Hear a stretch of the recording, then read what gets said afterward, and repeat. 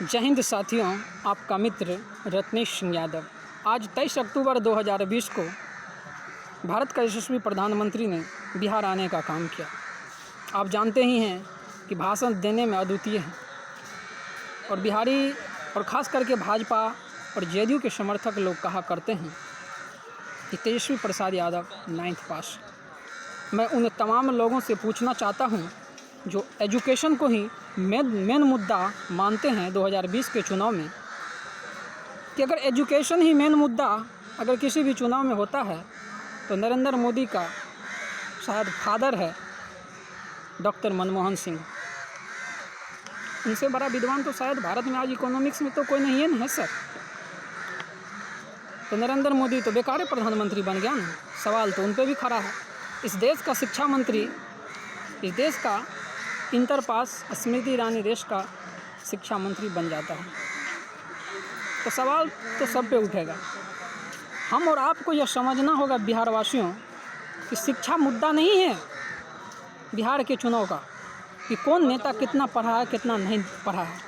हमारे लिए एजुकेशन मुद्दा ज़रूर है संपूर्ण बिहार वासियों के लिए, कि जो यहाँ ग्रेजुएशन होती है 5 साल में वो 3 साल में कैसे हो। इंटर पास करके युवा कैसे 3 साल में ग्रेजुएशन कर ले, ग्रेजुएशन के बाद कैसे उनको जॉब लग जाए। बस इन पे होना चाहिए, ना कि पाकिस्तान, बांग्लादेश, अफ़गानिस्तान, आतंकवाद, पाकिस्तान नहीं। मेरे दोस्तों, मैं धन्यवाद देना चाहूँगा बिहार के अपोजिशन नेता प्रतिपक्ष श्री तेजस्वी प्रसाद यादव को, जिन्होंने संपूर्ण बिहार के राजनीति को रोजगार और विकास के मुद्दों पर लाकर खड़ा कर दिया।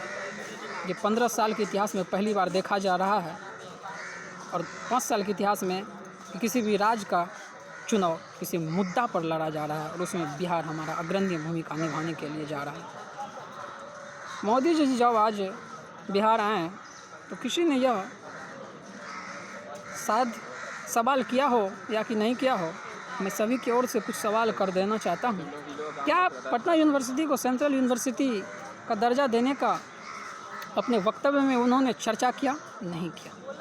क्या बिहार को विशेष राज्य का दर्जा देने का चर्चा किया? नहीं किया। क्या कभी सोचे प्रधानमंत्री ने इतने वक्तव्य दिए, इतने भाषण दिए, लंबे चौड़े बात को घुमाने का काम किया भाइयों बहनों, लेकिन क्या प्रधानमंत्री ने एक भी ऐसा चीज़ का घोषणा किए जो चीज़ अगर हमारे बिहार में स्थापित हो जाए, अगर बन जाता है, चाहे फैक्ट्री हो, चाहे कुछ भी हो, अच्छा चीज़ हो, चाहे इंटरनेशनल स्टेडियम हो अंतर्राष्ट्रीय लेवल का, तो कहीं ना कहीं भारत के स्तर पर, विश्व के स्तर पर या बिहार का भी नाम रोशन होगा? बिल्कुल नहीं। आखिर हमारे बिहार के लिए कोई तो नेता है जो राष्ट्रीय और अंतर्राष्ट्रीय लेवल का कोई चीज़ देने का काम किया? हाँ मेरे नौजवान साथियों, है। भारत खंड राज्य बिहार गोपालगंज के फुलवड़िया गांव में जन्मे आदरणीय श्री लालू प्रसाद यादव जब 2004 से लेकर 2009 तक भारत की रेल मंत्री रहे थे। आपको पता होना चाहिए कि 90,000 करोड़ फ़ायदा देने का काम किया रेलवे को। साथ ही साथ हमारी बिहार को 3 कारखाना देने का काम किया, जिसमें एक रेल इंजन कारखाना, एक पहिया कारखाना और एक स्लीपर कारखाना भी शामिल है। और राष्ट्रीय लेवल का ट्रेन, जिसको गरीब रथ कहा जाता है, जो फुल्ली एसी और सबसे सस्ता गाड़ी है। मैं बिहार वासियों से एक भावुक अपील करना चाहूँगा, हम और सब मिलकर आइए एक नया बिहार बनाने का काम करते हैं। 2020 विधानसभा चुनाव में अपना जब मत डालें, वोट डालें, तो यह ज़रूर सोचिएगा कि आपने 15 साल से जिस सरकार को वोट देने का काम किया, क्या हमारा बिहार को परिवर्तन की ज़रूरत है कि नहीं, या फिर वही घिसी पीती इंजन अगले 5 साल के लिए फिर चला? बिल्कुल नहीं।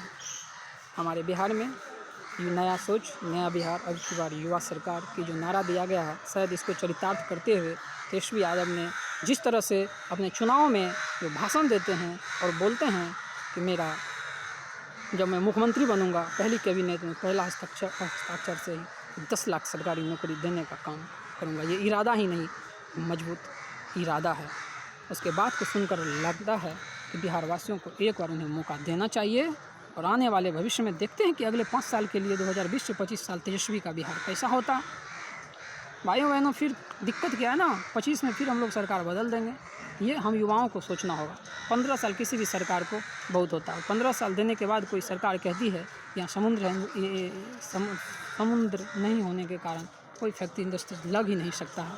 और कोई अगर विपक्ष का नेता पर वादा करता है युवाओं से, बिहार की जनता से, कि आपकी जो अविश्वास है, आप जो चाहते हैं वो सब हम सरकार में आने के बाद निश्चित ही करेंगे, रोजगार निश्चित ही 10 लाख देने का काम करेंगे, तो उस पर हंसी उड़ाई जाती है।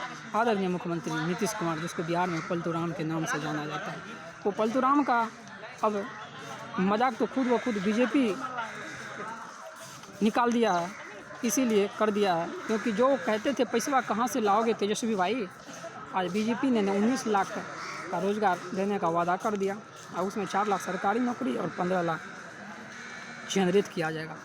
लेकिन मुझे लगता है युवा शक्ति कोई भी जात और धर्म में नहीं बटेगा और अब की बार परिवर्तन की सरकार, नया सोच, नया बिहार, अब की बार युवा सरकार, गरीबों का बल, राष्ट्रीय जनता दल के साथ। जय हिंद, जय भारत, आपका मित्र रत्नेश सिंह यादव।